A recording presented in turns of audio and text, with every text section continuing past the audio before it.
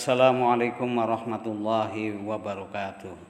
Ibtighai mardatillah wa bi syafaati Rasulillah wa ala kulli niyatin shalihah wa ila hadrati muallif hadzal kitab Asy-Syaikh Al-Imam Az-Zarnuji rahimahumullah wa nafa'ana bihi wa bi ulumihi bidaraini amin ya rabbal alamin. Wa khususon ila hadrati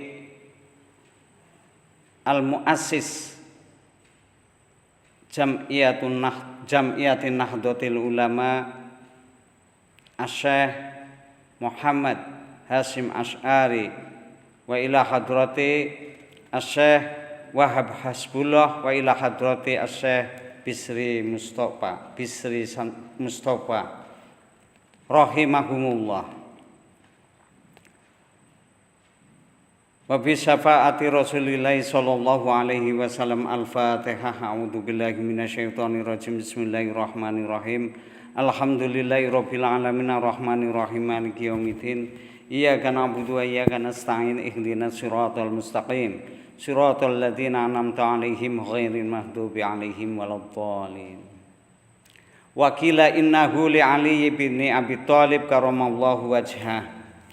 Wa qila lan den ucapake apa innahu sak temene syair iku li Ali kaduwe Sayyidina Ali ibni Abi Thalib putrane Abi Thalib kang dadi putrane Abi Thalib karoma muga-muga mulyaake sapa Allah Gusti Allah wajhahu ing widanane Sayyidina Ali ala elinga la tanalu ora bisa merkoleh sapa sira al ilma ing ilmu illa bisitatin kejaba kelawan 6 perkara.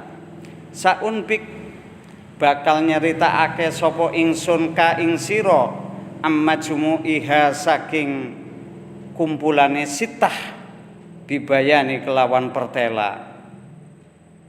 Jadi syarat mencari ilmu sebagaimana yang disiirkan oleh Sayyidina Ali bin Abi Thalib.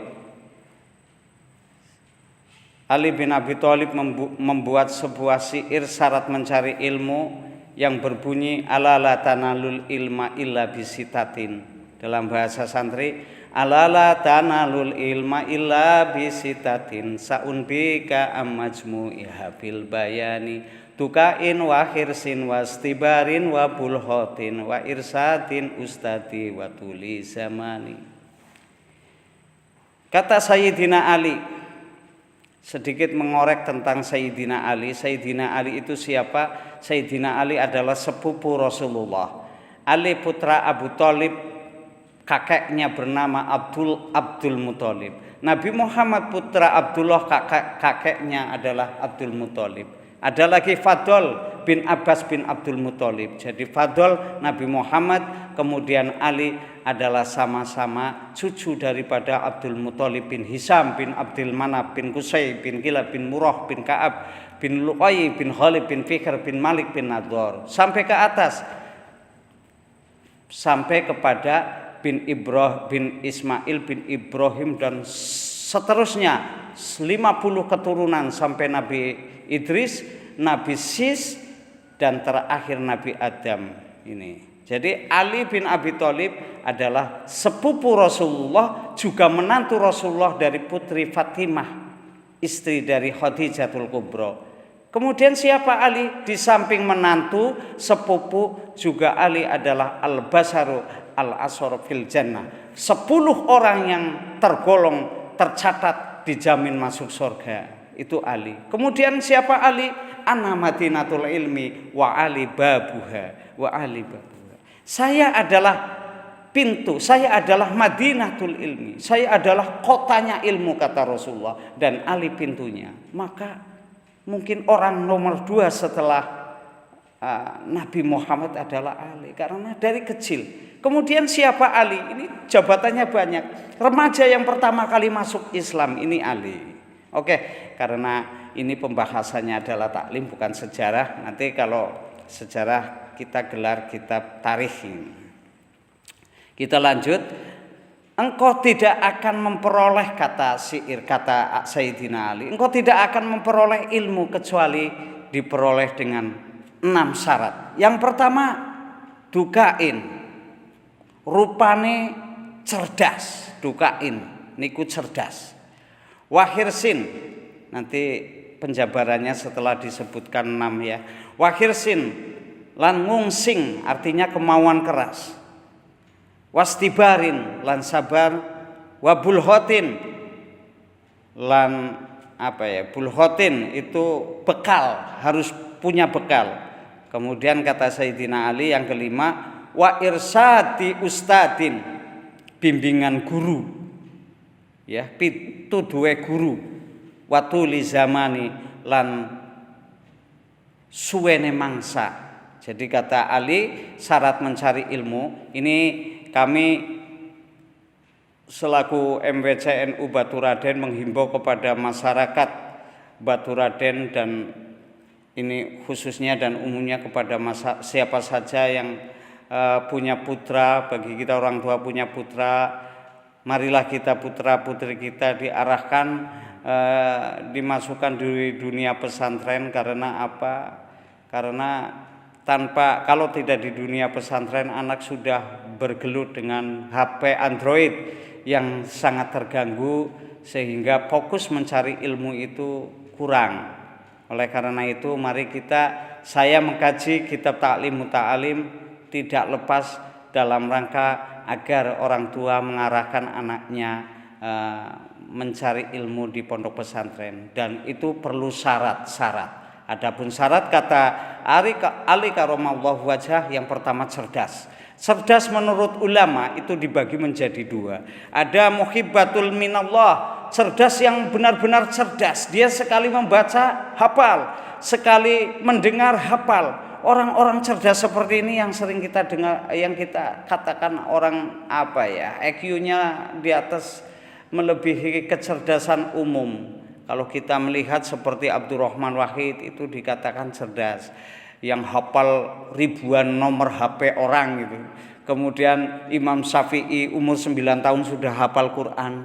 Kemudian ketika belajar ilmu kepada gurunya Imam Malik, dia ngelotok kitab Al-Muwatta, bahkan kehabisan ilmunya Imam Malik. Ini kecerdasan Imam Syafi'i. Ini yang dinamakan muhibbatul minallah. Muhibatun minallah.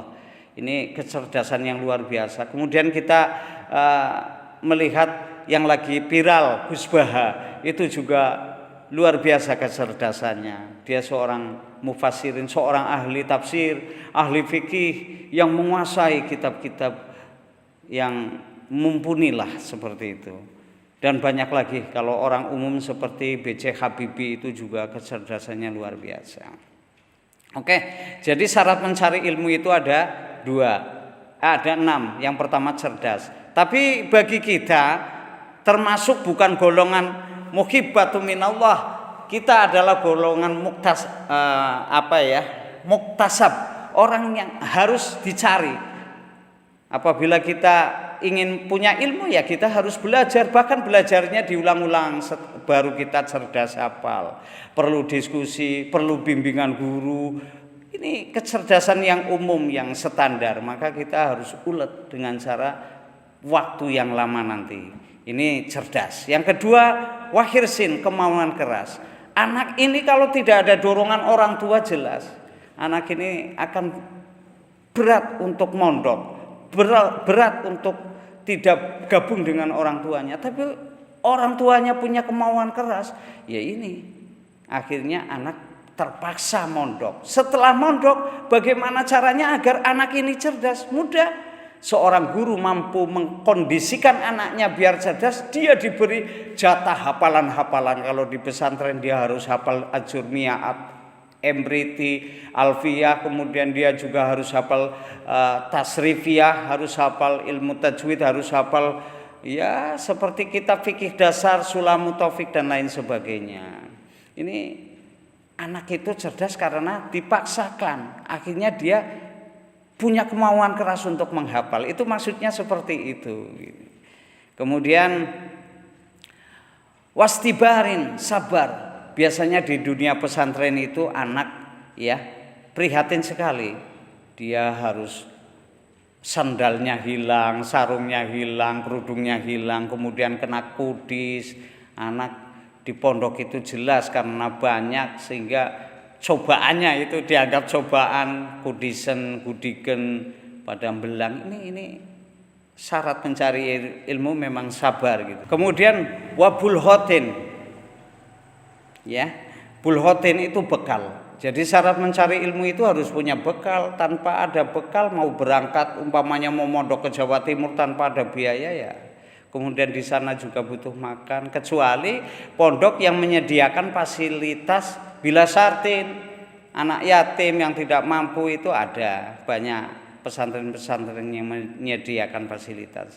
Kalau bisa orang tua benar-benar ulet punya bekal untuk menyekolahkan, memondokkan putra-putrinya di pesantren. Ini butuh biaya memang. Butuh biaya. Bahkan Imam Malik itu mau belajar mencari ilmu, beliau orang tuanya menjual saka tiang penyangga rumahnya satu untuk bekal mencari ilmu gitu. Kemudian Imam Syafi'i luar biasa. Imam Syafi'i lahir di Palestina. Ya, karena orang tuanya orang Mekah, ibunya bapaknya Imam Syafi'i itu ditinggal bapaknya ya masih kecil, kemudian oleh ibunya dibawa kembali ke Mekah dan belajar di Mekah. Semua gurunya yang di Mekah habis ilmunya dikuras oleh Imam Syafi'i. Imam Syafi'i kemudian belajar ke Madinah, di situ belajar kepada Imam Malik, seorang imam madhab. Imam Malik sampai kewalahan, kitab-kitabnya Imam Malik itu dikuras ilmunya oleh Imam Syafi'i. Kemudian belajar ke Damaskus Syria, belajar ke Baghdad, kemudian belajar di Mesir, dan di Mesir dijadikan seorang mukti gitu ya, Imam Syafi'i. Setelah itu Imam Syafi'i kembali lagi ke Mekah. Kemudian diambil lagi ilmunya untuk mengembangkan ilmu di Mesir. Ini Imam Syafi'i juga luar biasa yang sekarang menjadi panutan kita semua, termasuk adalah imam madhab. Kemudian wabul hotin wa irsadin ustadin, bimbingan guru. Ini banyak sekali di dunia maya, orang tahu-tahu ya nongol ustad-ustadah yang tidak tahu backgroundnya, dia mondok berapa tahun, kemudian mereka sudah hanya bisa berbicara, kemudian bisa direspon oleh audiens, direspon oleh masyarakat, berapi-api mengeluarkan hujah, padahal dia hanya belajar di pesantren kilat 2 minggu ataupun hanya belajar di Google. Ini kalau dunia pesantren, naudzubillah. Kalau dunia pesantren seorang santri belajar kepada gurunya, gurunya kepada gurunya, gurunya kepada gurunya, sanadnya sampai kepada Rasulullah, sanadnya. Tapi ini banyak sekali akibat Google, mereka belajar di Google, berhujah melalui Google tanpa menggunakan sanad, sandaran, referensi kitab-kitab yang sebagaimana para ulama salaf kholaf mengarang kitab ini. Ini sangat prihatin zaman sekarang. Hadirin, itu diantara syarat mencari ilmu, tukain wa khirsin wastibarin wa bulhotin wa tulizam wa irsadi ustadi wa tulizamani, dan waktu yang lama. Bagaimana engkau akan memperoleh ilmu kalau hanya belajarnya mondok 3 tahun? Ya tanggung. Mondok itu bisa sampai 10 tahun, setelah itu mondok lagi ke luar negeri, ke Timur Tengah, berapa tahun, bisa 20 tahun, itu baru nanti menjadi ulama yang alimul bil ilmi. Kita melihat seperti Gus Anam, Kiai Zuhrul Anam, dia mondok di dia mondok di Sarang, Mbah Maimun, berapa tahun lama, kemudian dipondokkan di Mekah pada cucu Rasulullah Habib Sayyid Alawi Al-Maliki Al-Hasani. Pulang ya sudah mumpuni ilmunya. Begitu pula Kiai Haji Labib Sadiq Suhaimi, dia belajar di sana Rembang, kemudian mondok di Mekah, pulang punya pesantren santrinya ribuan. Ini Seorang ulama benar-benar butuh waktu lama. Ingin mencetak ulama itu benar-benar membutuhkan waktu lama, tidak pendek. 6 tahun saja itu belum dirasa kalau bahasa ulama itu belum mencakupi. Paling tidak seperti ini. Kalau ingin jadi ulama, paling tidak memiliki 15 fan ilmu. Ya, ulama. Jangan seperti ulama-ulama yang ya seperti itulah di dunia. Jadi ya tidak semuanya yang di dunia maya itu mereka hanya nongol sebentar ataupun populer karena pinternya mengeluarkan kata-kata. Tapi banyak juga ulama-ulama seperti Abdul Somad, ya Gus Miftah, Gus Muafik itu memang mumpuni gitu. Nah, ini syarat seorang alimul bil ilmi itu paling tidak memiliki 15 fan ilmu. Di antaranya 1, dia ahli tafsir. Al-Quran itu kan ada ayat yang nasikh dan mansuh, ada ayat yang perlu di-delete, ada kitab muhkamat, mutasyabihat, ada kitab yang am ataupun khos. Ini Al-Quran. Kitabnya ada yang masih ayatnya global, mujmal, ada yang sudah terinci. Ini seorang alim harus menguasai ilmu tafsir, asbabul nuzulnya, kemudian banyak sekali lah yang harus ditempuh. Kemudian dia juga seorang alim memiliki syarat dia menguasai ilmu qiraat, menguasai ilmu hadis, baik dirayatul hadis, rijalul hadis, mustalahul hadis, wurudul hadis, kemudian asbabul wurud, kemudian seorang ulama juga menguasai berbagai disiplin ilmu hadis. Ada hadis yang dilihat dari segi kualitasnya, ada hadis sahih, dhaif, hasan dari segi kuantitasnya, masyhur, ya, mutawatir, ahad, aziz. Ini benar-benar harus menguasai hadis. Kemudian juga seorang alim itu harus menguasai ilmu fikih, ya, usulul fikih, menguasai fikih munakahat, jinayat, fikih siasat, fikih muamalah. Juga menguasai yang wajib, yang sangat ditekankan seorang ulama itu untuk mempelajari Al-Quran, untuk mempelajari hadis, maka harus menguasai ilmu alatnya, ilmu nahu, ilmu sorob, balungan kata, ilmu mantik, bayan, ma'ani dan lain sebagainya. Ini syarat seorang alimul bil ilmi itu harus menguasai berbagai disiplin ilmu agama. Tidak sembarangan seperti yang kita saksikan sekarang ini di dunia maya. Bentar-bentar menggunakan bahasa otak-atik matuk. Kalau ada hukum dia berhujah sendiri. Kalau di jamiah seperti Nahdlatul Ulama ada majelis basaul masail, di Muhammadiyah ada majelis tarjih. Ini kan enak gitu. Tapi mereka yang suka berhujah dengan menggunakan istihadnya sendiri, ini yang perlu di dunia pesantren sangat diprihatinkan. Demikian. Jadi saya ulang kembali pada pengajian taklim kali ini adalah syarat mencari ilmu itu ada 6. Yang pertama dukain, wa khirsin, wastibarin, wa bulhotin, wa irsadin, ustadi, wa tuli zamani. 6. Cerdas, kemauan keras, kemudian waktu yang lama, kemudian wa bulhotun itu sabar, kemudian bimbingan guru, kemudian waktu yang lama. Itu saja, mudah-mudahan bisa memberikan manfaat dan memberi support kepada orang tua agar anak-anak kita dimasukkan ke dalam dunia pondok pesantren. Assalamualaikum warahmatullahi wabarakatuh.